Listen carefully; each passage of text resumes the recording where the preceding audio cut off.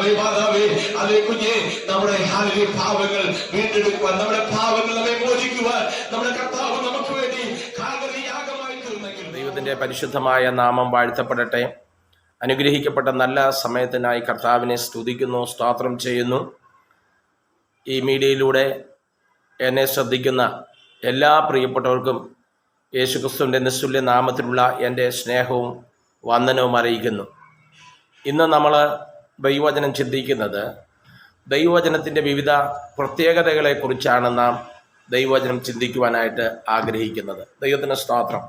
ദൈവവചനത്തിൻ്റെ നിർമ്മലത, ദൈവവചനത്തിൻ്റെ സത്യസന്ധത, ദൈവവചനത്തിൻ്റെ ആധികാരികത, ഇതൊക്കെ നാം പഠിക്കുമ്പോൾ ദൈവവചനത്തിന് ഒരിക്കലും മാറ്റമില്ല എന്നും ആ മാറ്റമില്ലാത്ത ദൈവവചനമാണ് നമ്മുടെ കയ്യിൽ കർത്താവ് തന്നിരിക്കുന്നത്. വിശുദ്ധ വേദപുസ്തകം നാം പഠിക്കുമ്പോൾ ആകാശവും ഭൂമിയും ഒഴിഞ്ഞു പോകും, ദൈവത്തിൻ്റെ വചനത്തിൽ ഒരു വള്ളിയെങ്കിലും പുള്ളിയെങ്കിലും ഒരു കാലത്തും മാറ്റം വരത്തില്ലെന്നാണ് തിരുവചനത്തിൽ നമ്മെ ഓർപ്പിക്കുന്നത്. ദൈവത്തിന് സ്തോത്രം. ദൈവത്തിൻ്റെ വചനത്തിൻ്റെ പ്രത്യേകതയെക്കുറിച്ച് നാം ചിന്തിക്കുമ്പോൾ ചില കാര്യങ്ങൾ നിങ്ങളെ ദൈവത്തിന് സ്തോത്രം ഞാൻ പരിചയപ്പെടുത്തുവാൻ ആഗ്രഹിക്കുന്നത്, വിശുദ്ധ സങ്കീർത്തനം പുസ്തകം 12-ാം അധ്യായത്തിൻ്റെ 6-ാം വാക്യത്തിൽ ഇങ്ങനെ പറയുന്നു: യഹോവയുടെ വചനങ്ങൾ നിർമ്മല വചനങ്ങൾ ആകുന്നു, നിലത്തെ ഉലയിൽ ഉരുക്കി 7 പ്രാവശ്യം ശുദ്ധി ചെയ്ത വെള്ളി പോലെ തന്നെ. ഇവിടെ ദൈവത്തിൻ്റെ വചനത്തെക്കുറിച്ച് സങ്കീർത്തനക്കാരൻ ദൈവത്തിൻ്റെ സ്തോത്രം ദാവീദ് പരിചയപ്പെടുത്തുന്നത് ഇങ്ങനെയാണ്: ദൈവത്തിൻ്റെ വചനങ്ങൾ നിർമ്മല വചനങ്ങൾ ആകുന്നു. ദൈവത്തിന് സ്തോത്രം. അപ്പോൾ വചനങ്ങൾക്ക് ഒരു നിർമ്മലതയുണ്ട്. ദൈവത്തിന് സ്തോത്രം. അതിനകത്ത്, വചനത്തിനകത്ത് ഒരു കള്ളത്തരമോ മറ്റേതെങ്കിലും കൂട്ടിച്ചേർക്കേണ്ടതായിട്ട് വരുന്നില്ല. വചനം എപ്പോഴും അത് നിർമ്മലമായതാണ്, അത് മലിനമില്ലാത്തതാണ്, അതിന് മായം ചേർക്കാത്തതാണ്. ആ വചനമാണ് നമ്മുടെ ജീവിതത്തിൽ എപ്പോഴും ആശ്വാസം തരുന്നത്. ഓരോ പ്രഭാതത്തിലും ഓരോ പ്രദോഷത്തിലും നാം ഹല്ലേലൂയ ദൈവവചനം വായിക്കുന്നതിൻ്റെ ആവശ്യകത ഇത് തന്നെയാണ്. ഇന്നത്തെ ഹല്ലേലൂയ ലോകത്തിലേക്ക് നമ്മൾ നോക്കുമ്പോൾ ധാരാളം ഗ്രന്ഥങ്ങൾ, പുസ്തകങ്ങൾ പുസ്തക രൂപത്തിലും ഗദ്യരൂപത്തിലും പദ്യരൂപത്തിലും അത് പല നിലകളിൽ ഹല്ലേലൂയ എഴുതപ്പെട്ടിട്ടുണ്ട് എന്നുള്ള ഒരു യാഥാർത്ഥ്യം നമ്മൾ മനസ്സിലാക്കുമ്പോൾ തന്നെ ദൈവത്തിൻ്റെ വചനത്തിന് ഒരിക്കലും മാറ്റമില്ല എന്നുള്ളതാണ് നമുക്ക് തിരുവചനം നമ്മൾ പഠിക്കുമ്പോൾ നമുക്ക് കാണാൻ കഴിയുന്നത്. ഒന്നാമത്തെ ചിന്ത, ദൈവത്തിൻ്റെ വചനം നിർമ്മല വചനങ്ങളാണ്. അത് നിലത്ത് ഉലയിൽ ഉരുക്കി 7 പ്രാവശ്യം ശുദ്ധി ചെയ്തത് വെള്ളി പോലെ തന്നെ. അപ്പോൾ 7 പ്രാവശ്യം ശുദ്ധി ചെയ്ത വെള്ളി പോലെ അത്രയും നിർമ്മലമാണ് ദൈവത്തിൻ്റെ വചനം എന്നാണ് നമുക്ക് ഓർപ്പിക്കുന്നത്. അപ്പോൾ ഈ വചനത്തിന് ഒരിക്കലും കലർപ്പില്ല, അതിനകത്തൊരു മാറ്റമില്ല. വചനമാണ് ആകാശത്തെയും ഭൂമിയെയും ഉണ്ടാക്കിയത്. അതായത് യോഹന്നാൻ്റെ സുവിശേഷത്തിൽ നാം വായിക്കുമ്പോൾ ആദിയിൽ വചനം ഉണ്ടായിരുന്നു, വചനം ദൈവത്തോടു കൂടെയായിരുന്നു, വചനം ദൈവമായിരുന്നു, ആ വചനമാണ് ജഡമായി തീർന്നവൻ. അതാണ് കർത്താവായ യേശുക്രിസ്തു എന്ന് പറയുന്നത്. ദൈവത്തിന് സ്തോത്രം. അപ്പോൾ യേശുക്രിസ്തു വചനം ജഡമായി തീർന്നു. ദൈവത്തിന് സ്തോത്രം. ഹല്ലേലൂയ. ആ യോഹന്നാന്റെ സുവിശേഷം 1-ാം അധ്യായത്തിൽ അതിൻ്റെ 12-ാമത്തെ വാക്യത്തിൽ നാം വായിക്കുന്നത്, അവനെ കൈക്കൊണ്ട് അവൻ്റെ നാമത്തിൽ വിശ്വസിക്കുന്ന ഏവർക്കും ദൈവമക്കളായി തീരുവാൻ അവന് അധികാരം നൽകി എന്നുള്ളതാണ്. ദൈവത്തിന് സ്തോത്രം. അപ്പോൾ യേശുവിൻ്റെ വചനം കൈക്കൊള്ളുന്ന ആർക്കും ദൈവത്തിന് സ്തോത്രം. ഹല്ലേലൂയ. അതിലൂടെ നമുക്ക് രക്ഷ, അതിലൂടെ നമുക്ക് ദൈവീയ സമാധാനം, അതിലൂടെ നമുക്ക് ദൈവമക്കൾ അല്ലെങ്കിൽ ദൈവത്തിൻ്റെ പുത്രൻ പുത്രിമാരായി തീരുവാൻ നമുക്ക് കഴിയും എന്നുള്ളതാണ് നാം ദൈവവചനത്തിലൂടെ പഠിക്കുമ്പോൾ നമുക്ക് കാണാനായിട്ട് കഴിയുന്നത്.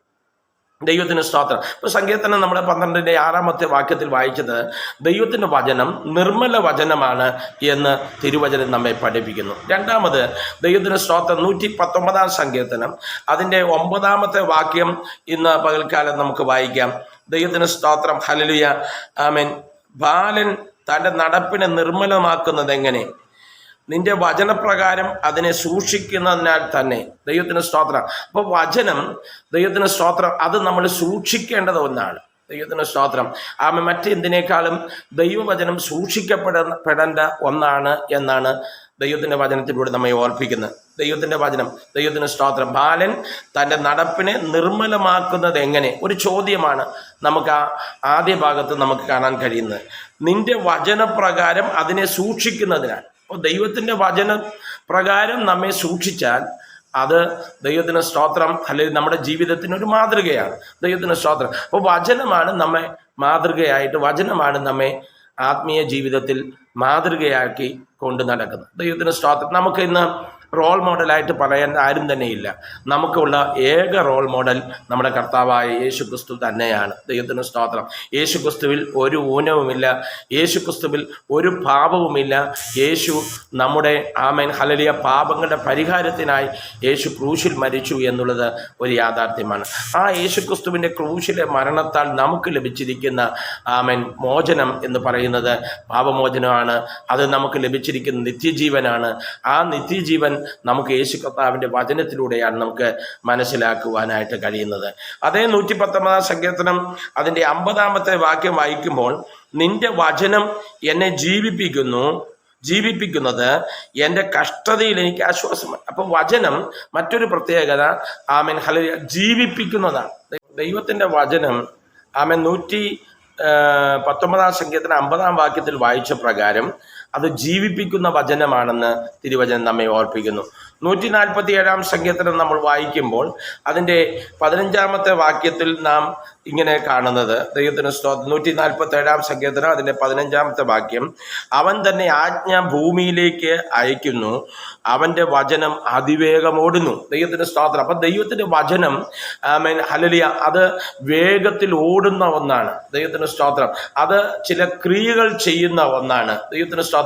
അപ്പോൾ ആ വചനത്തിൻ്റെ ആ പ്രസക്തി നാം ഈ ദിവസങ്ങളിൽ മനസ്സിലാക്കേണ്ടത് ആവശ്യമാണ്. എബ്രായ ലേഖനത്തിൽ അപ്പോസ്തലനായ പൗലോസ് അതിൻ്റെ 4-ാം അധ്യായത്തിൻ്റെ 12-ാമത്തെ വാക്യത്തിൽ ഇങ്ങനെ വായിക്കുന്നു, ദൈവത്തിൻ്റെ വചനം ജീവനും ആമേൻ ചൈതന്യമുള്ളതായി ഇരുവായ്ത്തലയുള്ള ഏതു വാളിനേക്കാൾ മൂർച്ചയേറിയതും പ്രാണനെയും ആത്മാവിനെയും സദ്ധിമജ്ജകളെയും വേർപിടിക്കും വരെ തുളച്ചു ചെല്ലുന്നതും ആമേൻ ഹൃദയത്തിലെ ചിന്തനങ്ങളെയും ആമേൻ ഭാവങ്ങളെയും വിവേചിക്കുന്നതുമാകുന്നു. ദൈവത്തിന് സ്തോത്രം. ഹല്ലേലൂയ.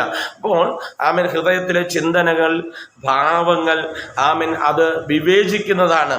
അത് മാത്രമല്ല ഏത് വാളിനേക്കാൾ മൂർച്ചയേറിയതാണ്. അത് പ്രാണനെയും ആത്മാവിനെയും സന്ധിമജ്ജകളെയും വേർപിടിക്കും വരെ തുളച്ചു ചെല്ലുന്ന ഒന്നാണ് ദൈവത്തിൻ്റെ വചനം. ആ ദൈവത്തിൻ്റെ വചനത്തിൻ്റെ ആമേൻ ആ ഒരു പ്രത്യേകതയും കൂടിയാണ് ഇവിടെ എബ്രായ ലേഖനത്തിൽ പൗലോസ് പറയുന്നത്.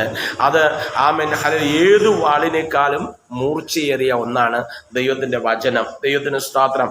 1 തെസ്സലോനിക്ക ലേഖനം അതിൻ്റെ 4-ാം അധ്യായത്തിൻ്റെ ദൈവത്തിന് സ്തോത്രം ഹല്ലേലൂയ ആമേൻ 18-ാമത്തെ വാക്യം വായിക്കുമ്പോൾ അവിടെ ഇങ്ങനെയാണ്, ദൈവത്തിന് സ്തോത്രം, ആശ്വസിപ്പിക്കുന്ന ഒന്നാണ് ദൈവത്തിൻ്റെ വചനം. ദൈവത്തിന് സ്തോത്രം.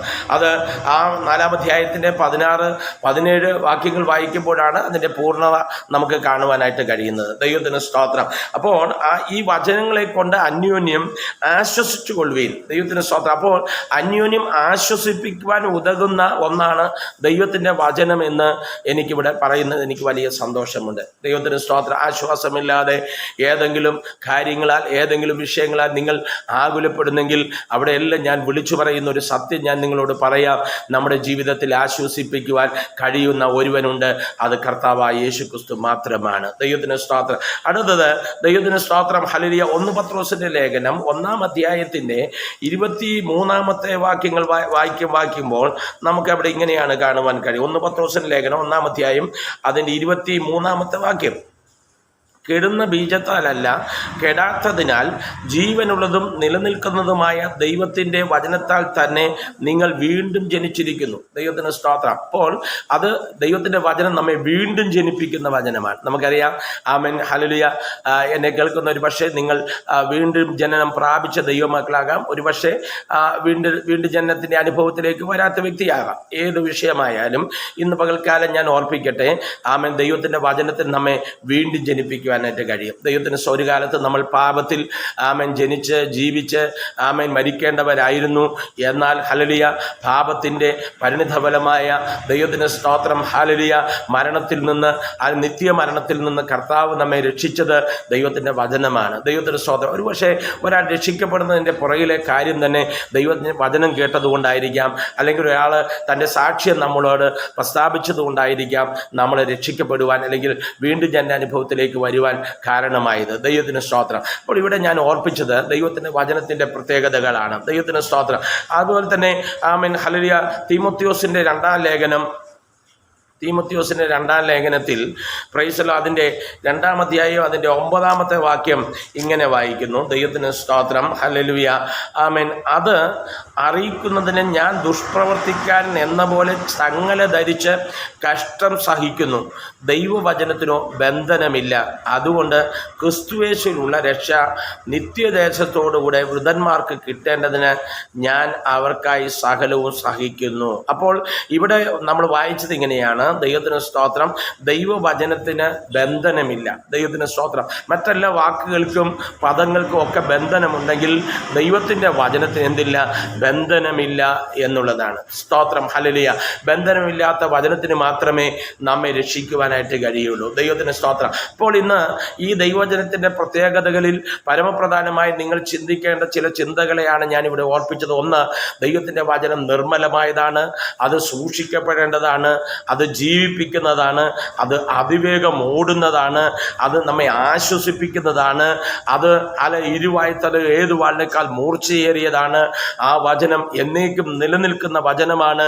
ആ വചനത്തിന് ബന്ധനമില്ല. അതുകൊണ്ട് എൻ്റെ പ്രിയ സഹോദരങ്ങളെ, ഏതെങ്കിലും നിലയിൽ നിങ്ങൾ ബന്ധിക്കപ്പെട്ടിരിക്കുന്നെങ്കിൽ, ആമേൻ, യേശുവിൻ്റെ വചനം നിങ്ങൾ വായിക്കുന്നെങ്കിൽ, ദൈവത്തിൻ്റെ വചനം നിങ്ങൾ വായിക്കുന്നെങ്കിൽ, ആ വചനത്താൽ നിങ്ങൾക്ക് ആമേൻ ഹല്ലേലൂയ ബന്ധനങ്ങളെ മാറ്റി നിങ്ങളെ ആശ്വാസത്തിലേക്കും സമാധാനത്തിലേക്കും പരിശുദ്ധാത്മാവ് നയിക്കുമെന്നുള്ളതിന് യാതൊരു തർക്കവുമില്ല.